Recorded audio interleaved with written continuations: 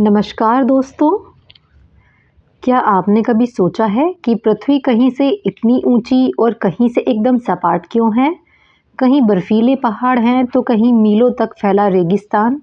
आज के इस वीडियो में हम कक्षा 6 के महत्वपूर्ण अध्याय स्थल रूप एवं जीवन को बहुत ही आसान भाषा में समझेंगे।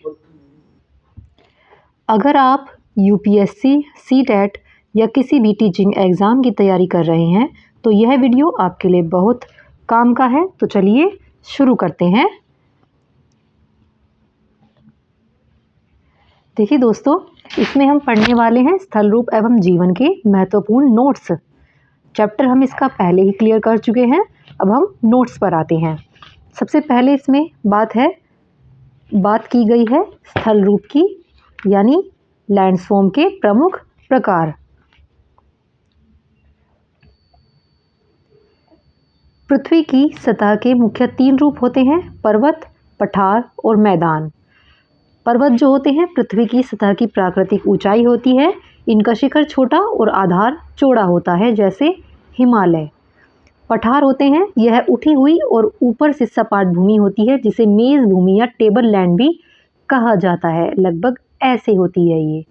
फिर आते हैं मैदान। यह समतल भूमि के बड़े भाग होते हैं जो नदियों द्वारा लाई गई मिट्टी से बनते हैं। ये मैदान सीधे और सपाट होते हैं। फिर बात करते हैं पर्वत और पहाड़ियों की। हिमद या हिमनद, गिरिशृंग और इनका महत्व। पर्वत और पहाड़ियों में आएगा आपका, पर्वतों पर हमेशा जमी रहने वाली बर्फ की नदियां जो है हिमनद होती हैं या ग्लेशियर होता है। ये भी पहाड़ जैसे होते हैं। गिरिशृंग पर्वत का सबसे ऊंचा हिस्सा, जैसे माउंट एवरेस्ट, यानी कि जो उसका पीक होता है, ये हिस्सा मान लीजिए पर्वत है और इसका जो सबसे ऊपर की चोटी है, इसे क्या कहेंगे? पर्वत गिरिशृंग। महत्व क्या होता है? नदियाँ जो है यहीं से निकलती हैं और यहाँ जड़ी बूटियाँ और पर्यटन के अवसर होते हैं। फिर बात करते हैं पठार की। पठार देखिए, इसे मेज भूमि भी कहते हैं और क्योंकि यह ऊपर से सपाट होता है। पठारों में खनिज या मिनरल्स की प्रचुरता होती है। तिब्बत का पठार, इसे विश्व की छत भी कहा जाता है। ये दुनिया का सबसे ऊंचा पठार है। छोटा नागपुर का पठार भारत का प्रमुख खनिज क्षेत्र, यहाँ पे खनिजों का भंडार है। भारत का छोटा नागपुर पठार इसका सबसे बड़ा उदाहरण है जहाँ पर खनिजों का भंडार होता है। देखिए, अब सबसे ज़्यादा आबादी कहाँ रहती है? मैदानों में। मैदानों का निर्माण कैसे होता है? मैदान नदियों द्वारा लाई गई मिट्टी से बनते हैं। गंगा का मैदान दुनिया का सबसे उपजाऊ क्षेत्रों में से एक है। यहाँ परिवहन, खेती और घर बनाना जो है बहुत आसान होता है। देखिए, इनका निर्माण कैसे होता है? नदियों के निक्षेप से।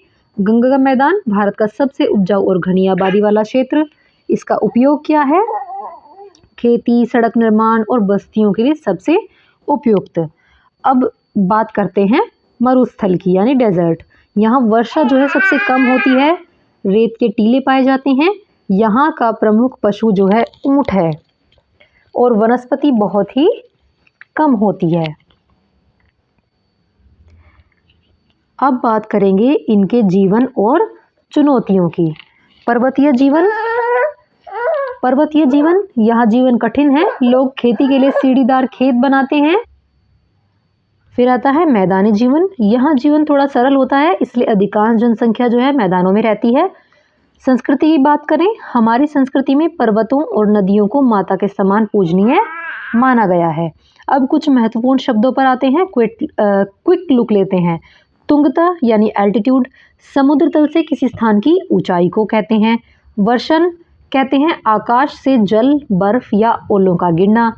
सहायक नदी होती है वह छोटी नदी जो बड़ी नदी में जाकर मिल जाती है, जैसे यमुना गंगा की सहायक नदी है। अब परीक्षा के लिए आपके लिए सुझाव है, हिमालय को नवीन वलित पर्वत के रूप में याद रखें। मैदानों के उपजाऊ होने का मुख्य कारण नदियों द्वारा लाई गई उपजाऊ मिट्टी है और पठारों को खनिजों का भंडार कहा जाता है। दोस्तों, आज हमने सीखा कि कैसे अलग अलग स्थल रूप हमारे जीवन और संस्कृति को प्रभावित करते हैं। पर्वत जो है ऊंचाई और कठिन जीवन है। पठार खनिजों का भंडार है। मैदान, उपजाऊ भूमि और घनी आबादी।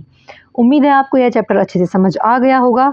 इस चैप्टर के नोट्स को आप नोट कर सकते हैं, ये आपके किसी भी एग्ज़ाम में काम आने वाले हैं और बोर्ड एग्ज़ाम में या किसी कॉम्पिटिटिव एग्ज़ाम के लिए भी।